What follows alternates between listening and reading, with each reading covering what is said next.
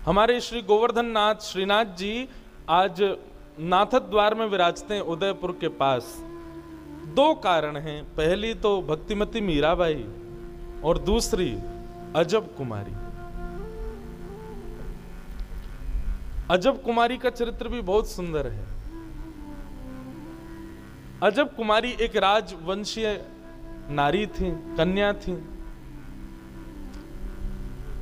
ब्रज यात्रा पर जब गईं तो ब्रज में भ्रमण करते हुए जब उन्होंने श्री गोवर्धन में गिरिराज जी का दर्शन किया, श्रीनाथ जी का दर्शन किया, गिरधर लाल का दर्शन किया, दर्शन करने के बाद जब वापस लौट करके अपने स्थान पर गई तो ज्यों ज्यों अपने स्थान के समीप पहुंचे, ठाकुर जी से दूर जाएं, त्यों त्यों उनकी विरह वेदना बढ़े और उनकी विरह वेदना एक ज्वर के रूप में चढ़ती थी। वैद्य आते, बड़े बड़े हकीम आते, लेकिन कोई भी अपनी औषधि से उनके ज्वर को ठीक ना कर पाता। एक दिन उन्होंने अपने परिवार के लोगों से कहा, यह ज्वर औषधियों से ठीक नहीं होगा, यह ज्वर इन सब वैद्यों के, हकीम के क्रियाओं से ठीक नहीं होगा। बोले कैसे ठीक होगा? बोले जब तक मेरे गिरधर लाल मेरे सामने नहीं आएंगे, जब तक मुझे वो दिखेंगे नहीं, तब तक ये ज्वर ठीक नहीं होगा।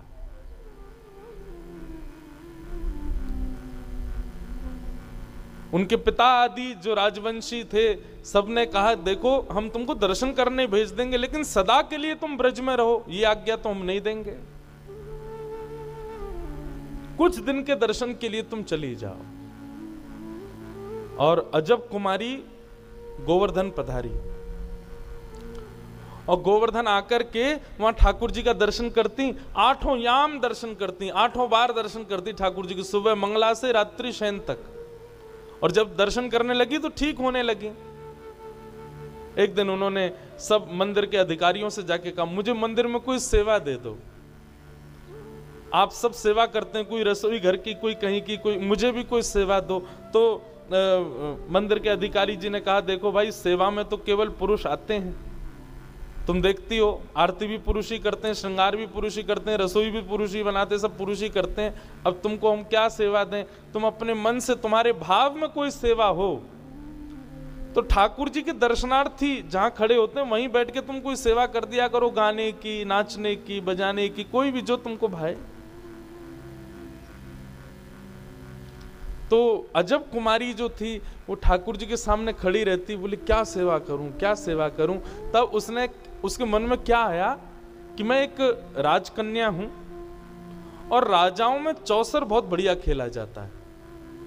उसको चौसर खेलना आता था, चौपड़। और वो क्या करती, ठाकुर जी के आगे दर्शनार्थियों में बैठ करके चौपड़ लगा देती और चौसर सजा करके एक बार तो स्वयं चलती और फिर ठाकुर जी की बारी भी स्वयं चलती।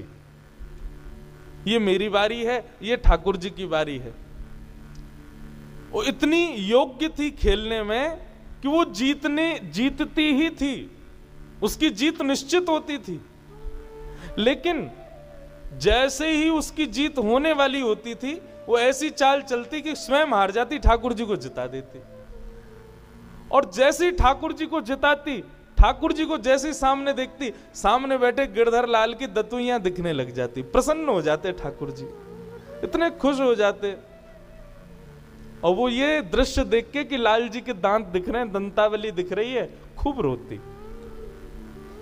और रोज का उसका यही नियम कि अलग अलग ढंग से ठाकुर जी के संग चौसर खेलती और चौसर खेलते खेलते जैसे ही जीतने वाली होती, जब जीतने वाली होती थी तब बीच में ठाकुर जी को जब देखती तो श्रीनाथ जी के पसीने आ जाते थे। बोले अब मैं हार जाऊंगा, अब मेरी हार एवे वाली है, ये तो जीत रही है। और जैसे ही हारने वाले होते थे ठाकुर जी, सो नीची नजर करके ऐसी चाल चलती कि स्वयं हार जाती, उनको जिता देती। ठाकुर जी प्रसन्न हो जाते। ये दृश्य कुछ और भी वैष्णवों ने देखा कि अजब कुमारी जब ठाकुर जी के सामने चौसर खेलती है, ठाकुर जी की दंतावली का दर्शन होता है। 1, 2, 3, 4, 5 दिन हो गए। अब अजब कुमारी के घर के लोग कहने लगे वापस चलो, वापस चलो। अजब कुमारी बोली एक खेल और खेल ले तो। आज पुनः खेल खेला, इतना टक्कर का खेल हुआ कि महाराज कौन जीते कौन जीते। जैसे ही अजब कुमारी ने चाल चली तो अजब कुमारी की अगली चाल पर जीत घोषित होनी थी, और जीत होते होते होते होते जैसे ही उसने चाल चली ठाकुर जी को जिताने की, ठाकुर जी को जैसे जिताया, आज ठाकुर जी फूले नहीं समाये, क्योंकि आज तो जीतने के कोई भाव ही नहीं था। आज तो ठाकुर जी को पक्का था मैं हार जाऊंगा, लेकिन आज फिर अजब कुमारी ने जैसे जिताया तो आज ठाकुर जी हंसे नहीं, अजब कुमारी के सामने प्रकट ही हो गए। और प्रकट हो गए, अजब कुमारी को हृदय से लगा लिया, हृदय से लगा करके ठाकुर जी लिपट गए अजब कुमारी से, और लिपट करके बोले मैं तुमसे बहुत प्रसन्न हूं, मुझे बहुत अच्छा लगता है तुम आकर के मेरे साथ खेलती हो, बताओ तुम्हें क्या चाहिए। अजब कुमारी ने कहा जो मांगूंगी सो दोगे, वो तुम मांगने में देरी करोगी, मैं देने में देरी नहीं करूंगा। बस यही भाव जान करके अपने हाथ में ठाकुर जी का हाथ लिया और कहा वचन दीजिए कि आप मेवाड़ में विराजेंगे, ताकि मैं रोज आपका दर्शन कर सकूं, मैं आपसे दूर नहीं रह पाऊंगी।